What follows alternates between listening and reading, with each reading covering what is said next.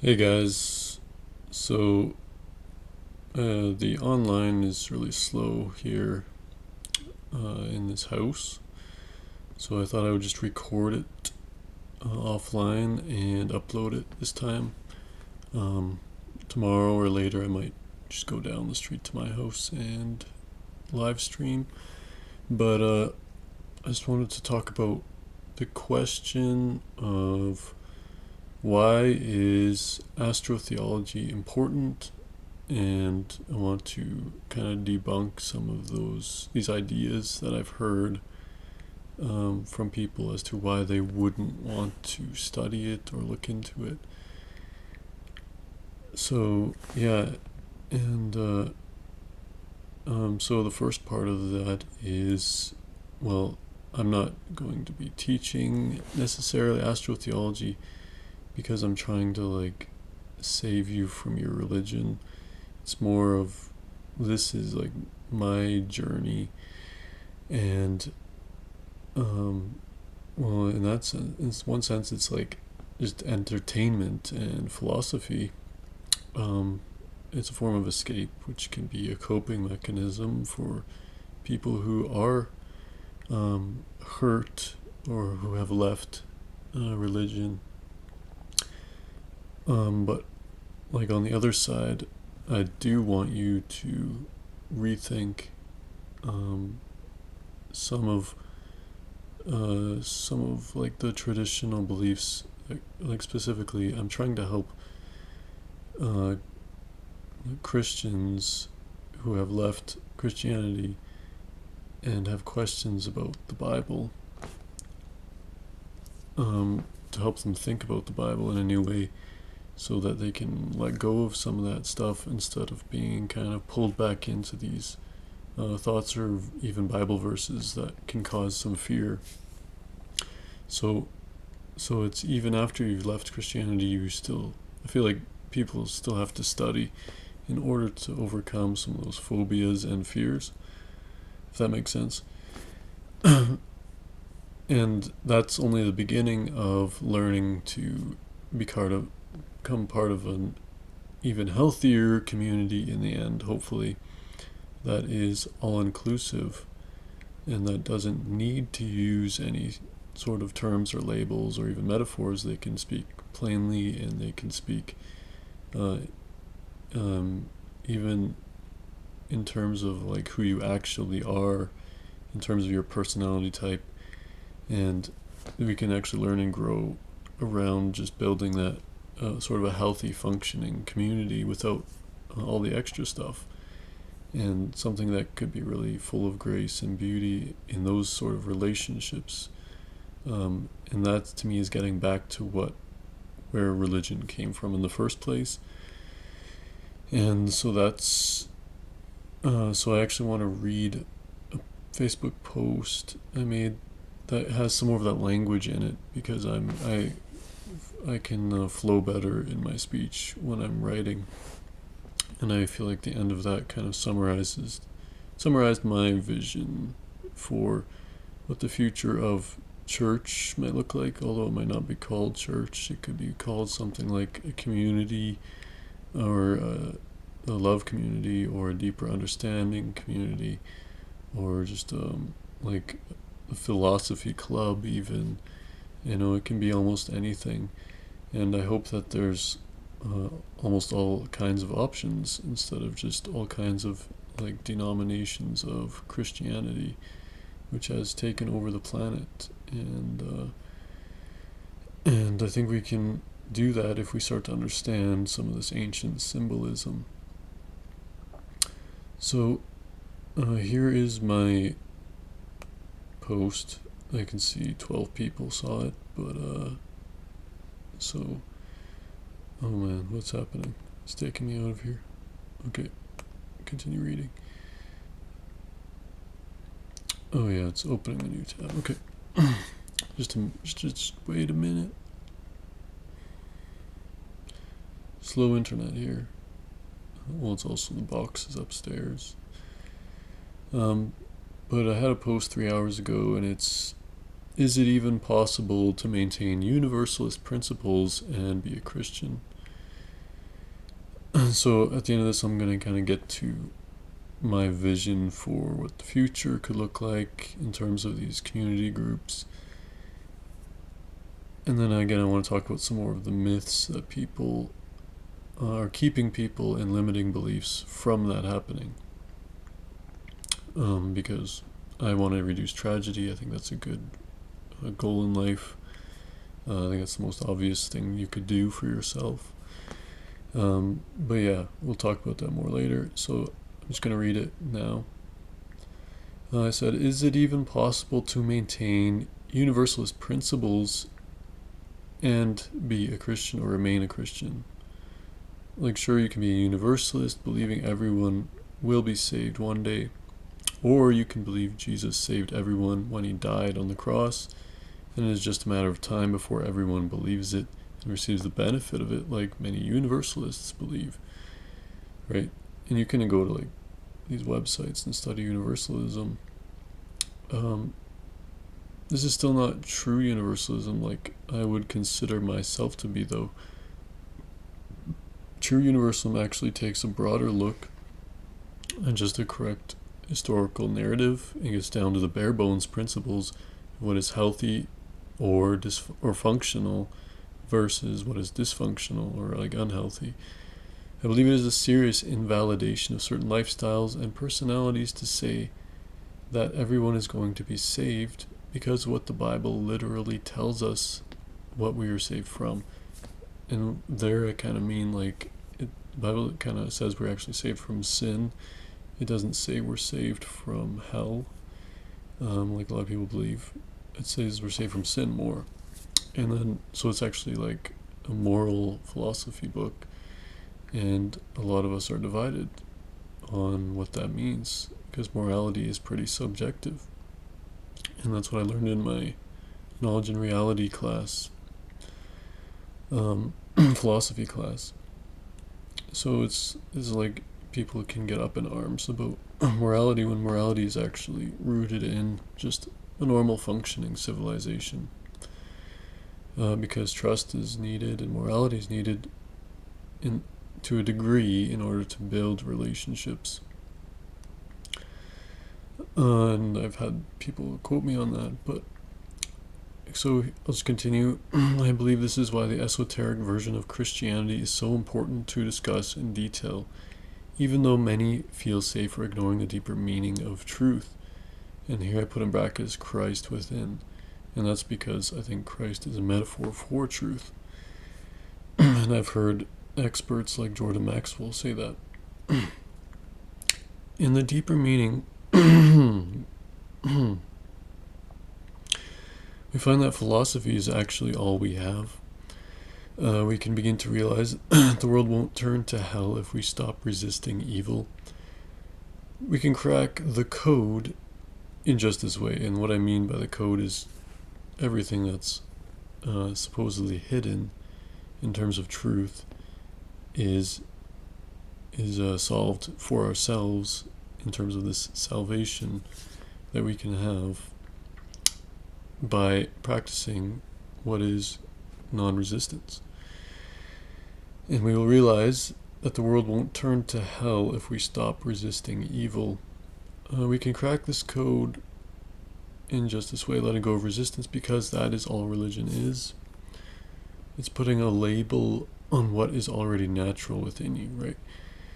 So what is natural within you is actually this idea that comes straight from the Bible.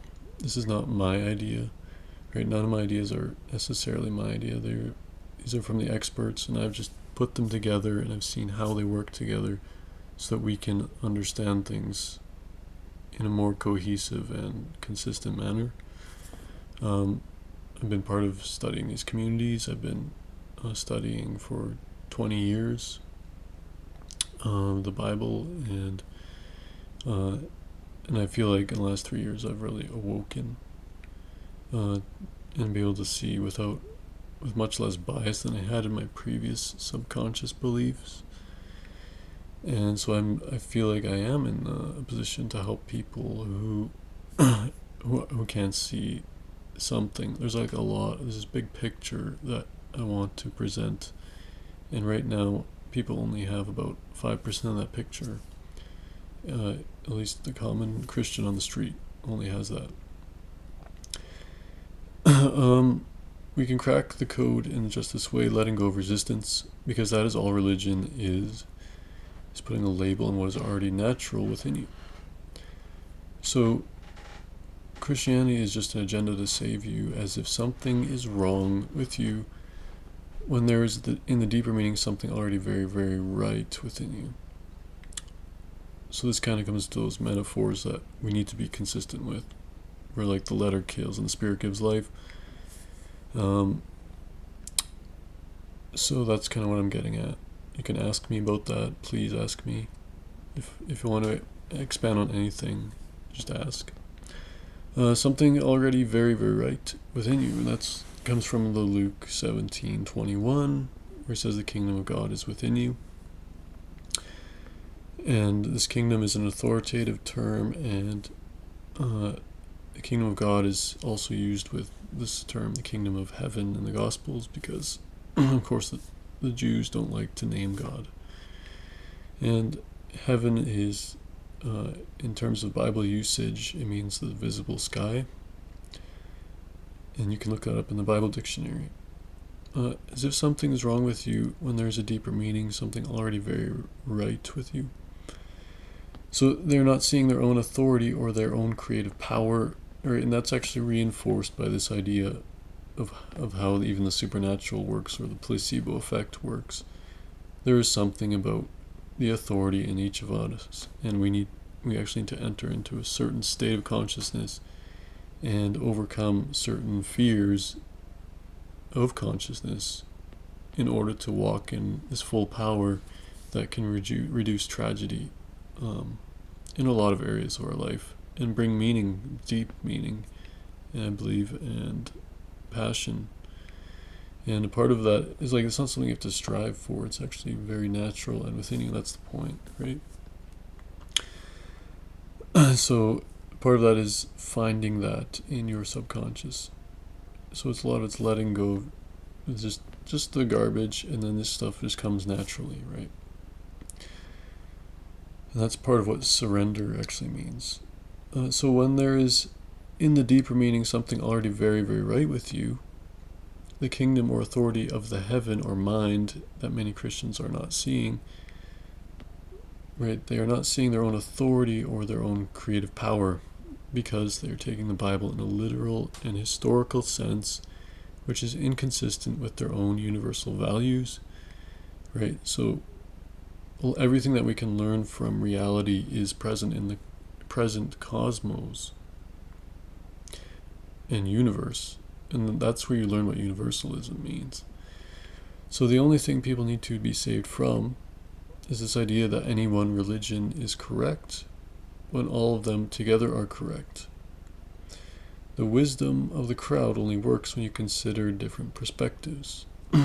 And here I'm actually connecting to a note I have on my Facebook page and it explains what this term, the wisdom of the crowd, means. And that kind of explains how if a bunch of people guess a number of jelly beans in a jar, right, nobody's going to get it correct, but collectively we get very, very accurately. So Christians then do not have the right to criticize anything based on how universal it is, because by the label they have chosen, they have made universal principles irrelevant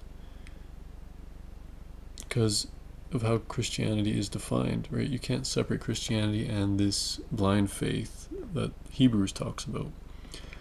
Blindly believing in a historical narrative will not bring healing but division, right? Because they've already divided their mind into a category of faith, blind faith, and a category of understanding.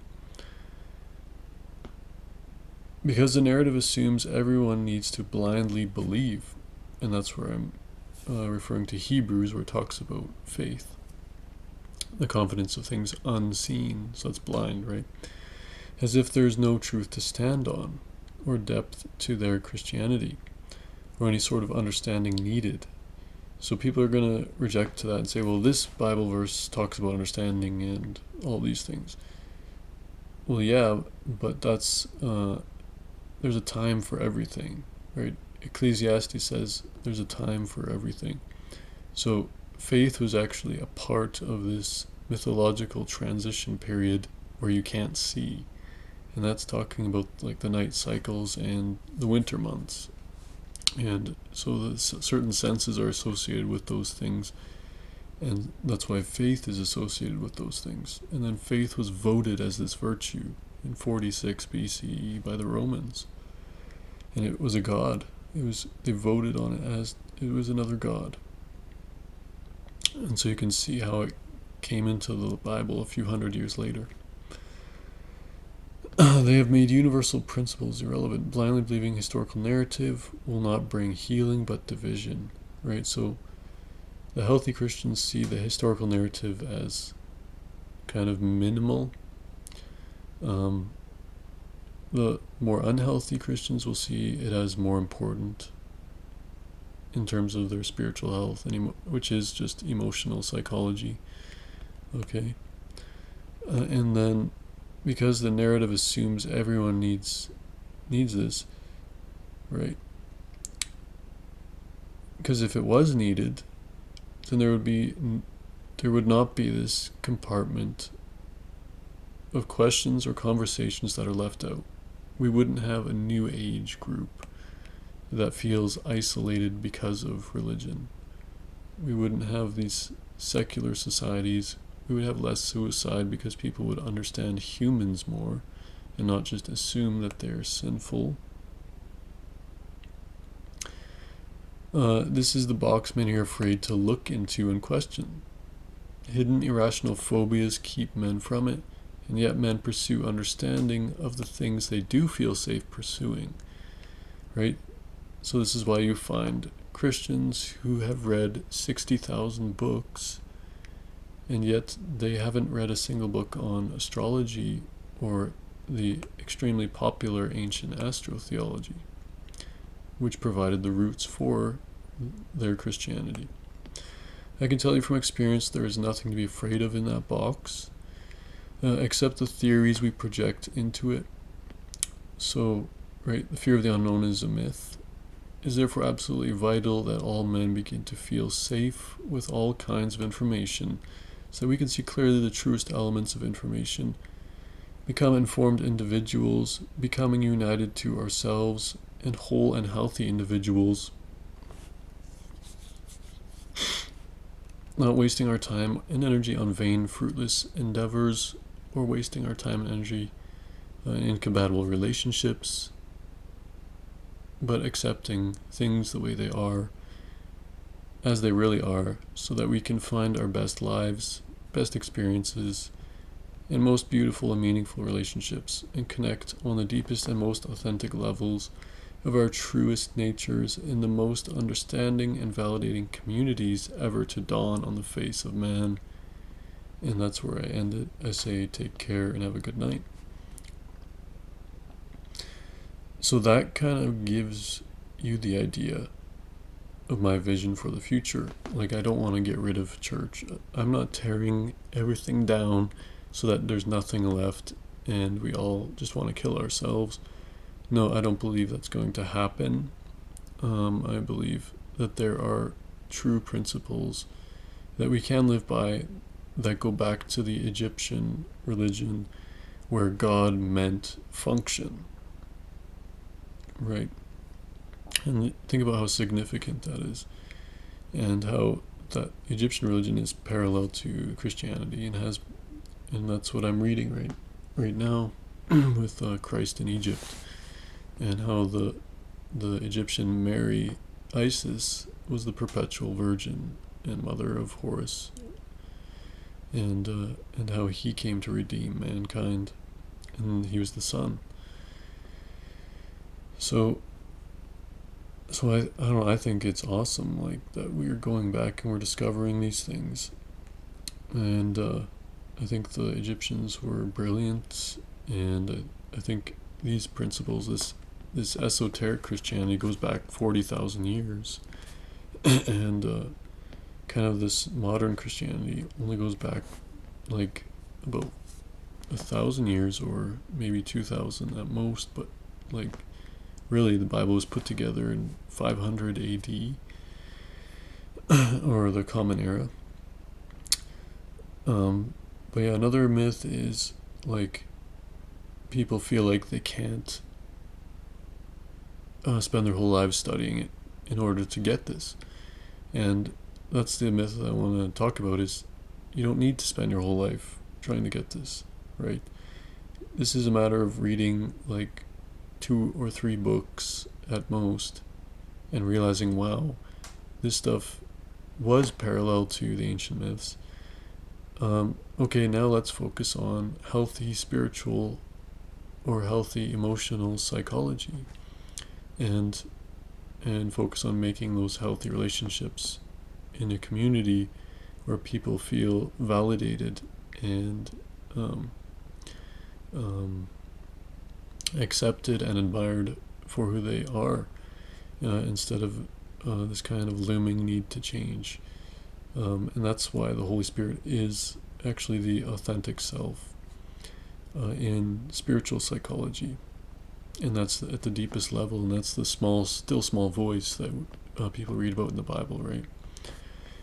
So a lot of what I talk about, people just don't get, so they don't respond to it. And that's why I want to say, like, okay, we do have answers. I am writing a book. I put together like 30 studies on my Sharp and Active group. I have like a bunch of notes on astrotheology. People have been afraid. People, like, I talk to Christians and they're afraid of astrology because they think their Bible condemns it. The Bible doesn't condemn it. It is it, right? And how can you know that? Well, that's where you have to read a few books, right? You have to read a couple books. And you have to realize that the most obvious themes in the Bible leave only so many conclusions. And then you can adjust and realize that, hey, there's hope. There's hope for humanity. There's hope for healthy relationships, and you can even hope to believe what you want now, because you don't need a religion, and you can accept that you're incompatible with some people. You can actually practice this non-resistance, and you can be at peace even if you don't get along, because now you have something to stand on that's true and consistent and deep, and you don't need to put anything in this category of, oh, I'm going to learn that after I die. It's going to take dying for me to understand that.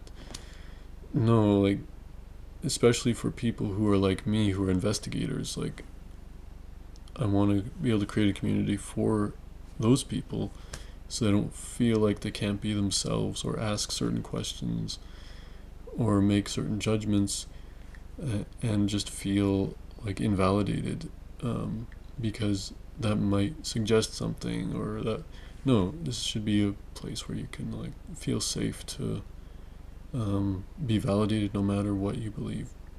And that's what I believe like loving your enemies is, maybe. So, and that's what love is, right? It just means to take something as part of yourself, right? And I got that from Teal Swan, and I think she's brilliant.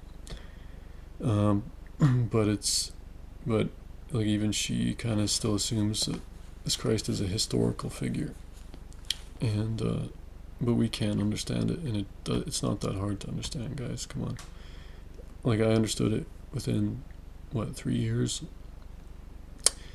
It is more difficult to understand than like just like one version of eschatology. Like, you need to like know a little bit about everything. That's what architects do, and that's what the Christ is, right? So you need to know just a little bit. Just look up summaries, and then you can meditate, and you can see it, or you can just let go of all of it, and you can fall in love with reality. and you can fall in love with the self. And people don't want to do that because they don't like themselves. so that's why I'm mixing in self-love to all these things, because it's just as important. It's just as important. So yeah, so this, of course, I'm talking about universal principles, and I don't think that works with Christianity or preterism or yeah, I just don't think it works with all that.